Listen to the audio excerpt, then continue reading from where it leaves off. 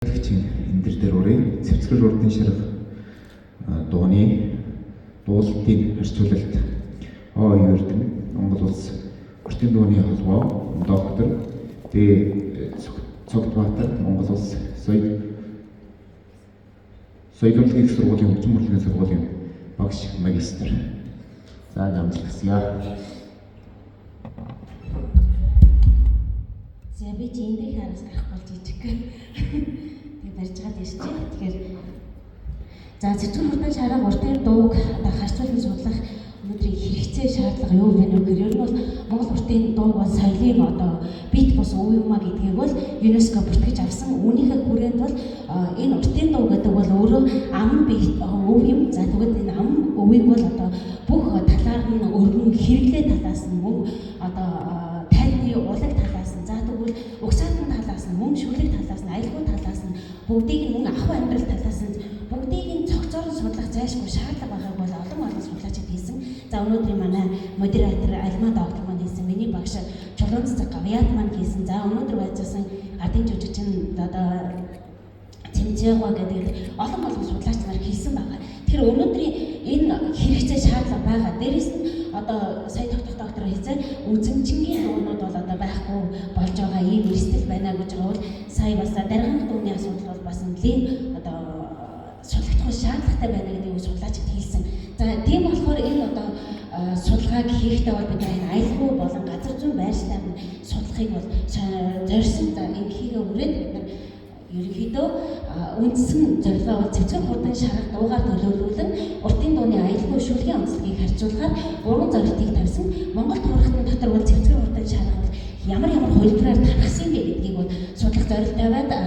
Аялгүйний онцлогийн ялгаа, шүлгийн яруу найргийнхны онцлогийн ялгааг бол энэ дээр товч өгүүлнэ. За бид нар бичигдэл судалгааны аргаар цэцгэр хурдан шарга дууг дуулсан 15 дуугчны бичлэгийг бол ашигласан байгаа. За ингээд Төв хаалхын 6 дуучин, Боржгоны 3, Тов онгийн дэгээр дуулсан 2 дуучин, за үзэмжингийн 4 дуучны бичлэгийг бол ашигласан байгаа. За Тов онгийн дэгээр дуулсан дуучны бичлэг дотор бол манай ардын жүжигчин Шархуу Хунгайн дуулсан хэлбэр байгаа. Мөн нэрт дуучин Сесарсагийн Дамжаагаан дуулсан хэлбэр байж байгаа. За ингээд ажиглалтын аргыг бид нар ашиглаж дуучны дуулалтын хит онжийг харуулсан. За мөн сая миний урд тайлбар хийсэн тийм ээ доктор Баярсайхан хичээхэн маань машин судлалтын бас механизмыг ашиглаж бид нар бас судалгаа хийсэн байгаа. За баримтын судалгаан дээр бол дууны түүх, дуулагдах хэв шинжийг, жайгийг тэмдэглэсэн тэмдэглэгээнүүдийг ашигласан мөн дууны шүлгүүдийн тэмдэглэлүүдийг бол ашиглаж ингэж бид нар хийсэн байгаа.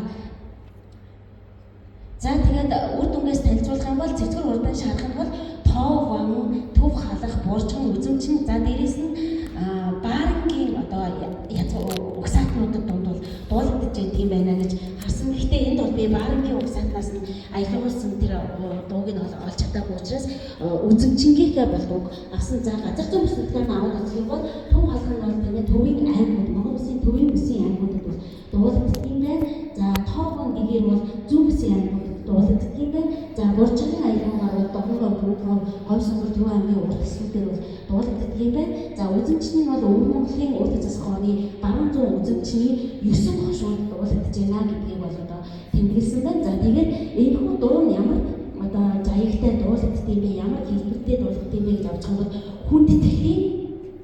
хүндэтгэлийн агуулгатай, цэнгэл жаргалтай байдлаа байгаль дадлын сайхантай, өөрсдийн хүний сайхантай, мөн сайн мартайгаа хослуулан шүлэглэж аялгуулж дуулдаг юм найр наадмын хүндэтгэлийн дуу юм байна гэдгийг бол энэ судалгааны үгээс гарч ирж байгаа.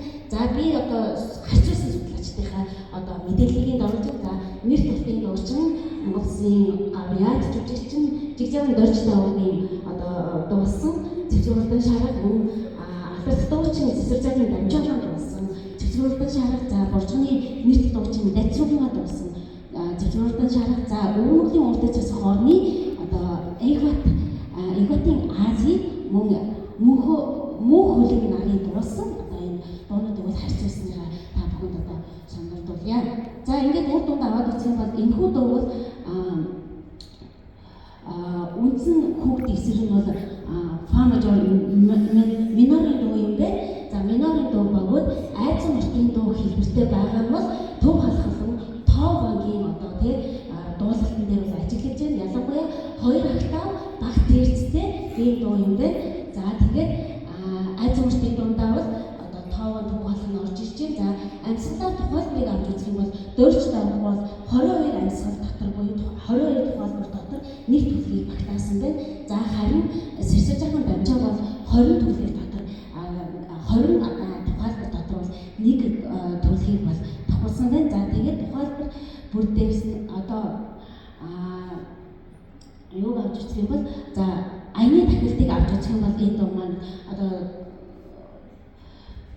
айдсан мартын дуу нь бол ая бол тахцалгүйгээр ингэж явж байгаа онцлогтой байна. За харин боржгон дуу буюу сэрсэржаа дайцангаа дуусан дуу бол нэг автаа багс ихтэй. За суман дундаа ордог 16 тухайлбараас бүрдсэн нэг төлөвлөгт нэг аялал 2 удаа тавтагдах юм хэлбэртэй. За дан шунхаатай. За мөн дан шунхаатай байгавал тоо бангийн болон төв халахын аялал нь бол шунхаад дуулагдаж байгаа. За эхлэх хэсгэрээ эдгээр маань хоорондоо ялгаатай байгаа. За тэгэхээр жишээлбэл